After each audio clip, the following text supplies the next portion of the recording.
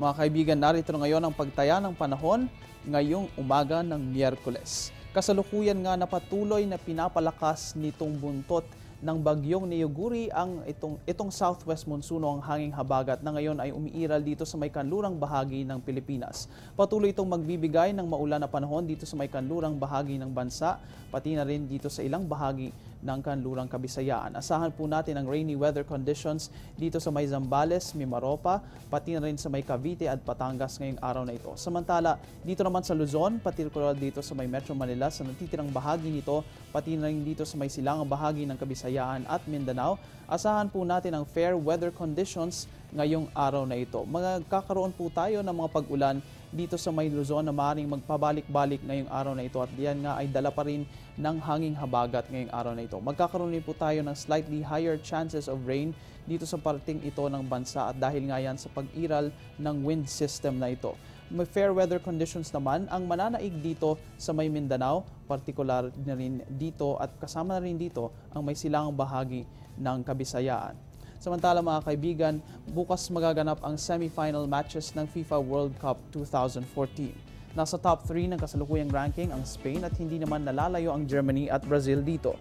Bilang paglinaw, ang world ranking ay iba pa sa match rankings na base sa mga pagkapanalo ng bawat team sa kanilang paglalaban. Ang semi-final matches ay sa pagitan ng Netherlands at Argentina sa Arena de Sao Paulo dito sa may Sao Paulo, Brazil.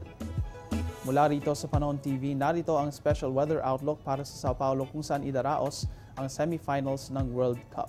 Magkakaroon po tayo ng rainy weather conditions, occasional rains at cloudy skies ang ating mararanasan dyan sa may Sao Paulo. Ngunit aabot lamang ang temperatura sa 12 hanggang sa 19 degrees Celsius. Ganyan din silipin na rin natin kung ano nga ba ang paglalaro ng temperatura dito sa ating bansa ngayong araw na ito.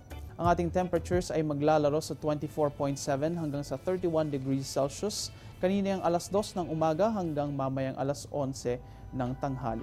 Magkakaroon din tayo ng relative humidity na aabot sa 69 hanggang 98%. Naapektuhan nga ng mga weather conditions na ito ang ating farming weather ngayong araw at silipin na rin natin ang ating farm weather update mula sa Pag-asa.